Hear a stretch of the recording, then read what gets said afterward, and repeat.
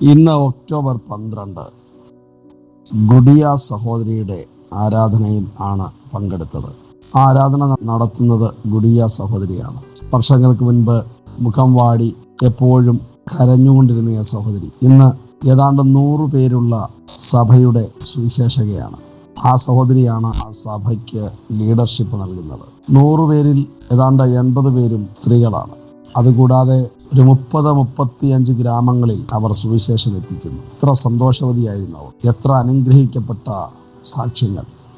ആരാധന കഴിഞ്ഞപ്പോൾ ഞങ്ങളെ വേഗം അവരുടെ ഭവനത്തിലേക്ക് കൊണ്ടുപോയി. മുൻപ് ഒരു കുടിലായിരുന്നു, ഇന്ന് ഒരു വാർപ്പ് കെട്ടിടമാണ്.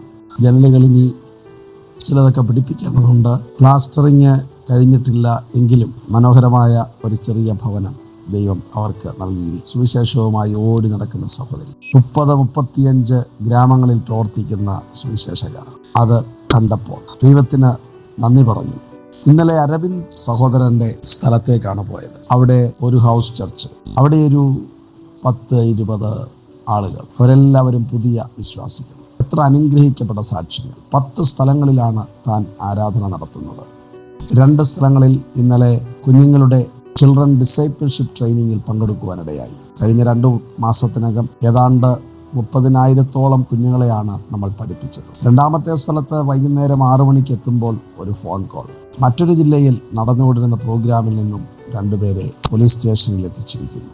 അപ്പോൾ മുതൽ അത് മനസ്സിൽ ഒരു വേദനയായി. പ്രാർത്ഥനാപൂർവം കാര്യങ്ങൾ ചെയ്തുകൊണ്ടിരുന്നു.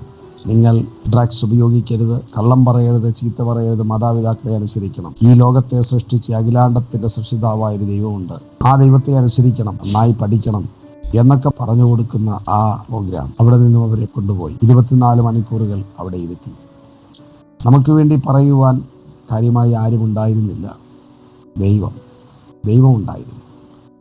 24 മണിക്കൂറുകളാകുമ്പോൾ ആണ് അവരെ അവിടെ നിന്നും വിട്ടത്. വീടുകളിൽ പോയി ചോദിച്ചു, എന്താണ് ഇവർ ചെയ്യുന്നത്? ചോദിച്ച വീടുകളൊക്കെ വന്നിരുന്ന കുഞ്ഞുങ്ങൾ സത്യത്തിൽ അവർ ക്രിസ്ത്യാനികളുടെ വിശ്വാസികളുടെ മക്കളല്ലായിരുന്നു. എങ്കിലും നമ്മൾ തെറ്റായി എന്തെങ്കിലും ചെയ്യുന്നുവെന്ന് പറഞ്ഞിട്ടില്ല. പറഞ്ഞിരുന്നെങ്കിൽ വിടില്ലായിരുന്നു. അതുകൂടാതെ ഞങ്ങൾ നേരത്തെ സുവിശേഷം പറഞ്ഞിരുന്ന പ്രൊഫസർ മിശ്ര, ഇന്ന് അദ്ദേഹത്തിൻ്റെ മകൻ ഒരു അഡ്വക്കേറ്റാണ്, ഹൈക്കോടതിയിലെ അഡ്വക്കേറ്റാണ്. അവനെ ഈ കാര്യം ഒന്നറിയിച്ചപ്പോൾ ഈ പോലീസ് ഓഫീസറെ അവൻ വിളിച്ചു പറഞ്ഞു, നിങ്ങൾ 24 മണിക്കൂറിൽ കൂടുതൽ പോലീസ് സ്റ്റേഷനിൽ അവരെ വെക്കുവാൻ പാടില്ലല്ലോ. അവൻ പണ്ഡിറ്റ് മിശ്ര നമുക്ക് വേണ്ടി വാദിക്കുവാൻ തയ്യാറായി. ആ ഗ്രാമത്തിലെ ഗ്രാമമുഖ്യയും സർപഞ്ച് എന്ന് പറയുന്ന മുഖ്യയെ കഴിഞ്ഞാൽ ഉള്ള പ്രധാനപ്പെട്ട ഒരു പോസ്റ്റ്, 2 ഗ്രാമങ്ങളിൽ നിന്നും അവർ ആ പോലീസ് സ്റ്റേഷനിൽ അവർ ചെന്ന് ബഹളം വെച്ചു. ഇവരെ ഇന്ന് വിട്ടയച്ചില്ലെങ്കിൽ നിങ്ങൾ വിവരമറിയും എന്നൊക്കെ അവർ പറഞ്ഞു. ഏതായാലും ദൈവം അത്ഭുതം പ്രവർത്തിച്ചു. ചിലരൊക്കെ പറഞ്ഞു, നിങ്ങൾക്ക് പശുവിനെ വളർത്തരുതോ? എന്തിനാണ് ഇതിങ്ങനെയൊക്കെ ചെയ്യുന്നത്? നിങ്ങൾ മതം മാറ്റുകയല്ലേ? ഒരു പോലീസുകാരൻ പറഞ്ഞു, എൻ്റെ കുഞ്ഞിന് അസുഖം വന്നപ്പോൾ ഞങ്ങൾ പലയിടത്ത് കൊണ്ടുപോയി, സുഖമായില്ല. അവസാനം നിങ്ങളുടെ പ്രാർത്ഥനയിൽ പോയപ്പോഴാണ് കുഞ്ഞ് സുഖമായത്. സുവിശേഷം എത്തുകയാണ്. നമ്മുടെ സഹോദരങ്ങളെ എത്തിച്ച പോലീസ് സ്റ്റേഷനിൽ ഞങ്ങൾ പോയിരുന്ന സ്ഥലത്തെ അരവിന്ദിൻ്റെ പതീജ എന്ന് പറഞ്ഞാൽ നെഫ്യൂ, അവിടുത്തെ സബ് ഇൻസ്പെക്ടറാണ്. അവനും ആ കാര്യത്തിൽ അല്പമായി ഒക്കെ ഇടപെട്ടു. ദൈവത്തിന് സ്തോത്രം. ഇന്ന് വൈകുന്നേരം 6 മണിയായപ്പോഴാണ് അവർ ആ പോലീസ് സ്റ്റേഷനിൽ നിന്നും റിലീസായി.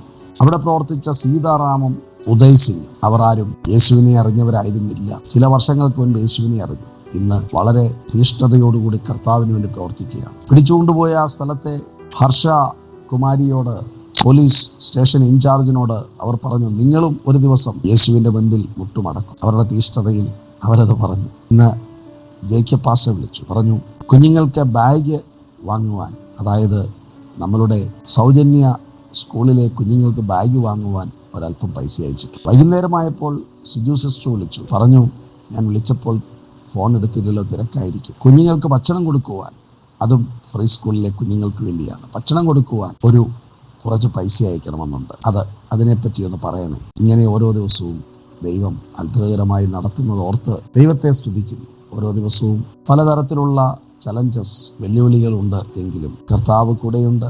ഇത് കർത്താവ് ഏൽപ്പിച്ച വേലയാണ്, അതുകൊണ്ട് ചെയ്തേ തീരൂ. പകൽ ഉള്ളിടത്തോളം അയച്ചവൻ്റെ പ്രവൃത്തിയെ ചെയ്യുക, അത് തികയ്ക്കുക.